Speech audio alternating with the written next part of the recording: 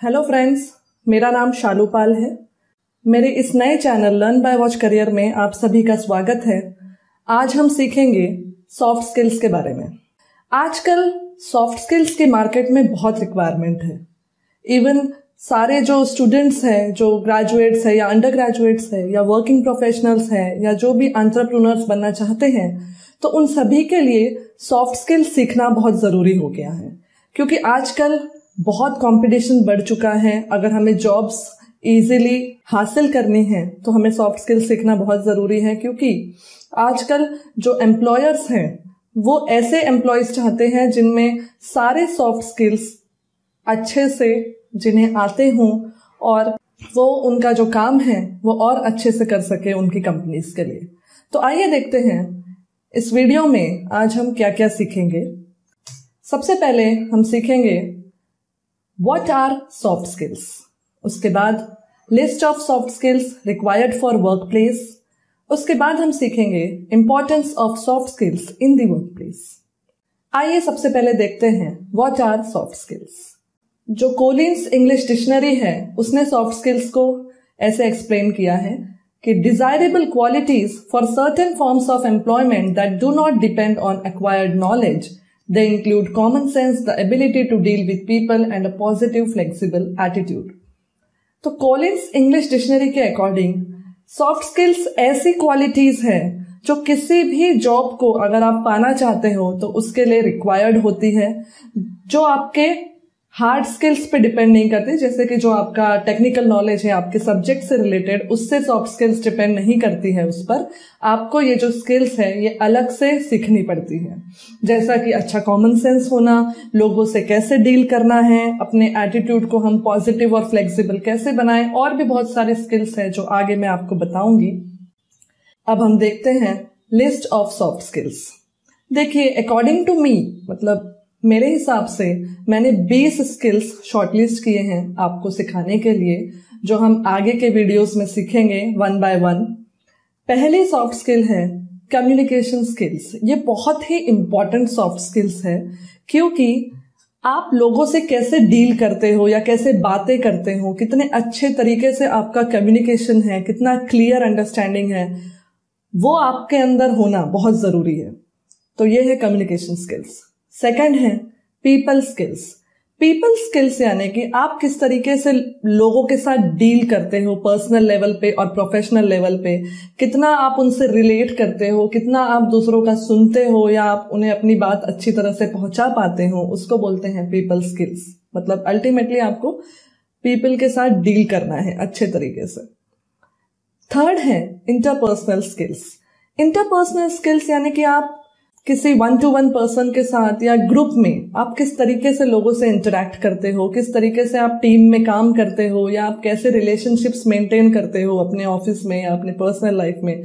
जो skills in सब चीजों के लिए चाहिए होती हैं उसे कहते हैं interpersonal skills. Fourth is leadership skills. Leadership skills ये एक एबिलिटी है कि आप किस तरीके से एक टीम को लीड कर सकते हो। जैसे ऑफिस में आपको कोई टास्क मिला और आपको उसका टीम लीड बनाया गया, तो आपको 3-4 लोगों को या 8-10 लोगों का जो ग्रुप है उसको आप लीड करना है, उन्हें डायरेक्ट करना है कि काम हमें कैसे करना है। तो उन सब चीजों के लिए आपको उन्हें गाइड करना है, सपोर्ट करना है, मोटिवेट करना है अपनी टीम को, ताकि वो अच्छे से परफॉर्म करे। तो इसके लिए आपको लीडरशिप स्किल्स आनी चाहिए। फिफ्थ है presentation skills.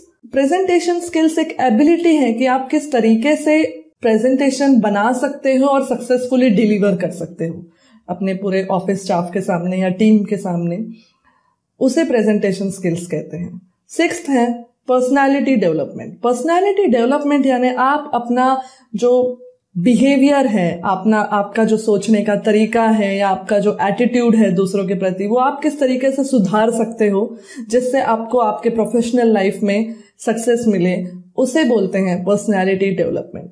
Seventh is time management. Time management एक एबिलिटी है कि आप अपना टाइम कैसे इफेक्टिवली यूज कर सकते हो, प्रोडक्टिवली उसे आप अपने यूज में ला सकते हो। स्पेशली जब आप काम पे होते हो तो आपको कैसे उन 8-10 घंटों में अपने काम को सेग्रीगेट करना है और टाइम पे कंप्लीट करना है, उसको कहा जाता है टाइम मैनेजमेंट।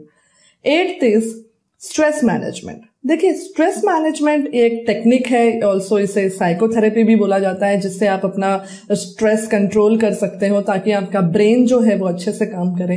काफी सारे स्ट्रेस रिलीविंग एक्टिविटीज होती है, लाइक आप अपनी हॉबीज कर सकते हैं, डांसिंग, सिंगिंग और व्हाटएवर आप जो भी आपको पसंद है आप वो कर सकते हैं अपने स्ट्रेस रिलीफ के लिए। आप थेरेपीज भी ले सकते हैं। 9th is conflict management. तो कॉन्फ्लिक्ट मैनेजमेंट यानी कि आप किस तरीके से कॉन्फ्लिक्ट को, जो ऑफिस में मतभेद हो जाते हैं या ऑफिस में कुछ लड़ाइयाँ क्रिएट हो जाती है या कुछ भी प्रॉब्लम आ जाती है, तो आप उसे कैसे आप पहचानते हो और किस तरीके से आप उसे हैंडल करते हो अच्छे से, ताकि उसका जो नेगेटिव इम्पैक्ट है वो कम से कम आए, उसे कहा जाता है conflict management. 10th is self management. Self management ये एक एबिलिटी है कि आप अपना खुद का रवैया या खुद का बिहेवियर और जो आपका तरीका है आप उसे किस तरीके से मैनेज कर सकते हो, ताकि उसमें आता है कि आप अपने गोल्स कैसे आपने सेट किए हुए हैं, आपने अपना मोटिवेशन किस तरीके से बढ़ा रखा है, या आपकी जो कंसंट्रेशन स्किल्स है वो आपने किस तरीके से डेवलप किए हुए हैं। ये सब आता है सेल्फ मैनेजमेंट के अंडर में।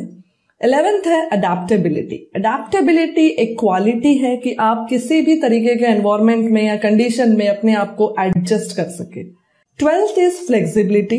Flexibility is the quality to change and compromise as per requirements. क्योंकि आपके जो भी ऑफिस में अलग अलग रिक्वायरमेंट हो सकती है, अलग अलग डिपार्टमेंट में आपको काम करना पड़ सकता है, तो इस तरीके के जो डिपार्टमेंट में या अलग अलग एनवायरमेंट में आपको काम करना है, तो ये क्वालिटी है कि आप उतने फ्लेक्सिबल इनफ हो। 13th is creativity. देखो, क्रिएटिविटी आजकल का जो समय चल रहा है उसकी बहुत बड़ी डिमांड है, क्योंकि ज्यादा से ज्यादा कंपनीज चाहती हैं कि जो उनके एम्प्लॉयज हो वो नए आइडियाज के साथ उनके पास आए और उनके ग्रोथ और डेवलपमेंट में हेल्पफुल हो, इसीलिए क्रिएटिव एम्प्लॉयज की बहुत डिमांड है। 14th is team work skills.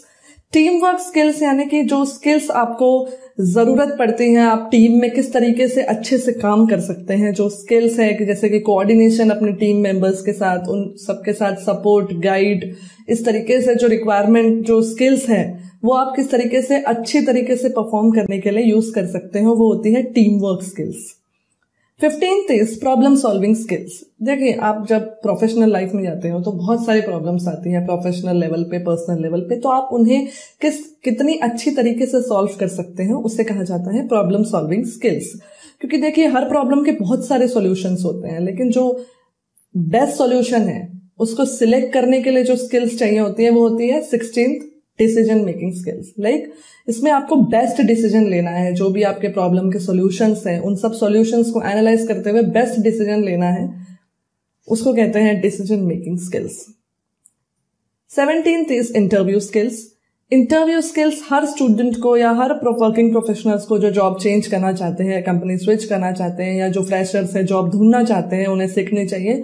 क्योंकि आपको इंटरव्यू में किस तरीके से बिहेव करना है, आपका बॉडी लैंग्वेज कैसा होना चाहिए, क्या आपको इंटरव्यू में करना है, क्या नहीं करना है, वो सब जो स्किल्स है वो आपको पता होने चाहिए और आपको उसे यूज करना चाहिए अपने इंटरव्यू के दौरान, ताकि आपका इंटरव्यू सक्सेसफुली क्रैक हो जाए। 18th is group discussion skills. Group discussion skills यानी कि जो अब हमारे कंपनीज में या हम जो भी किसी एडमिशन के लिए जाते हैं या कोई इंटरव्यू के लिए जाते हैं, तो एक जीडी राउंड होता है जिसमें 5-6 लोगों को बिठा के एक टॉपिक दे दिया जाता है। तो आप कितने अच्छे से उस टॉपिक पर डिस्कस कर सकते हो अपने ग्रुप मेंबर्स के साथ, आप कितने अच्छे से अपनी फीलिंग्स, आइडियाज और जो आपके कॉमेंट्स है दूसरों के पॉइंट्स पे, कितने अच्छे तरीके से वो आप एक्सप्रेस कर सकते हो, उसको कहते हैं group discussion skills. 19th is negotiation skills. Negotiation एक डिस्कशन होता है जो 2 से ज्यादा या 2 लोगों में होता है, ताकि कुछ एक नतीजे पे आए, वो कुछ इशू को लेके, या जो उनके आपस के मतभेद है वो किस तरीके से आप कॉम्प्रोमाइज करके या अग्रीमेंट करके आप सॉल्व करें जो भी डिस्प्यूट है या आर्ग्यूमेंट है। तो ये जो स्किल्स है, नेगोशिएशन स्किल्स, ये आपके अंदर आना बहुत जरूरी है। 20th is networking skills. Networking यानी कि आप कैसे सोशल कनेक्शंस बनाते हो अपने पर्सनल लाइफ में या प्रोफेशनल लाइफ में। ये एक बॉन्ड होता है जो 2 या 2 से ज्यादा लोगों के बीच हो सकता है, अट्रैक्शन के थ्रू या फ्रेंडशिप के थ्रू या रेगुलर इंटरेक्शन के थ्रू। अच्छी नेटवर्किंग स्किल्स बहुत इंपॉर्टेंट रोल प्ले करती हैं। आप एक भरोसा क्रिएट करते हो अपने कलीग्स के बीच में या अपने बॉस के साथ, और एक पॉजिटिव वाइब्स होती है आपके अंदर अगर आप गुड नेटवर्किंग स्किल्स आपके अंदर है तो। अब हम देखते हैं इंपॉर्टेंस ऑफ सॉफ्ट स्किल्स। तो मेरा पहला पॉइंट है प्रोफेशनल डेवलपमेंट। देखिए, सॉफ्ट स्किल का जो इम्पोर्टेंस है वो यही है कि वो हमें प्रोफेशनली डेवलप होने में हेल्पफुल है, क्योंकि ये हमारी कैपेबिलिटीज को बढ़ाता है। लाइक आप अगर आपकी जो कंपनी आपको एजुकेशन फैसिलिटी दे रही है, ट्रेनिंग अपॉर्चुनिटी दे रही है, तो इस तरीके से हम प्रोफेशनली डेवलप होते हैं। ये हमें हेल्प करता है हमारा जो मोरल है बूस्ट करने में, और हम और अच्छी तरीके से काम कर सकते हैं। तो सॉफ्ट स्किल्स का ये बहुत बड़ा इंपॉर्टेंस है। नेक्स्ट है टू मेंटेन गुड रिलेशंस। देखिए, ऑफिस में या पर्सनली गुड रिलेशंस मेंटेन करना बहुत ही इंपॉर्टेंट है, ताकि जो आपका ट्रस्ट है वो बढ़ता जाए लोगों के साथ, और लोग आपको लेकर पॉजिटिव रहे, सकारात्मक सोचे आपको लेके। Third is to achieve success in career. तो अल्टीमेटली हम जो सॉफ्ट स्किल सीख रहे हैं वो अपने करियर में सक्सेस अचीव करने के लिए सीख रहे हैं, क्योंकि आजकल जो कंपटीशन है उसमें बहुत ज्यादा स्ट्रगल हो गया है किसी भी फ्रेशर के साथ, क्योंकि उसे जितना ज्यादा वो पॉलिश्ड और डेवलप्ड रहेगा या जितना ज्यादा उसे स्किल्स आती होगी, उतने ज्यादा उसके चांसेस हैं जल्दी से जल्दी अपने करियर में सक्सेस हासिल करने के लिए। सो मेरे तरफ से सॉफ्ट स्किल्स में इतना ही था। होप कि आपको समझ आया होगा। आप मेरा यूट्यूब चैनल सब्सक्राइब कर सकते हैं, लर्न बाय वॉच करियर। आप हमारी वेबसाइट विजिट कर सकते हैं फॉर मोर वीडियोस learnbywatch.com। आप हमारे ऑनलाइन कोर्सेज ज्वाइन कर सकते हैं learnbywatch.in पर। आप हमारा FB पेज विजिट कर सकते हैं fb.com/learnbywatch। आप हमारा ट्विटर पेज विजिट कर सकते हैं twitter.com/learnbywatch। Thank you.